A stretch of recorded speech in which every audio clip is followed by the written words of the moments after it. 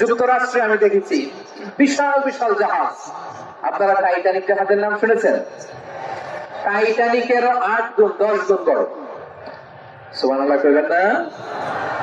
Titanic জাহাজের 8 গুণ 10 গুণ বড় একটা জাহাজ আছে, আইকন অফ দ্য সি, আমি দেখে এসেছি।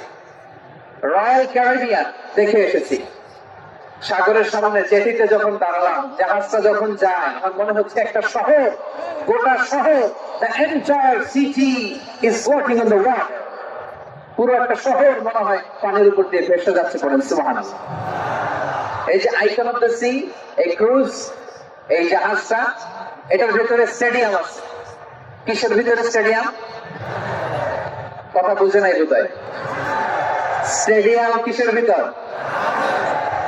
সুইমিং পুল আছে, শপিং মল আছে, রেস্টুরেন্ট আছে, ক্লাব আছে, 3000 4000 রুম বিশিষ্ট, কক্ষ বিশিষ্ট হোটেল আছে। এই সবগুলোর নিয়ে এগুলো চলে সাগরের এই তোলার মধ্যে, জলোচ্ছ্বাসের মধ্যে, এই সাগরের ভেতরে এই জাহাজগুলোর ভাসায় রাখছে কে?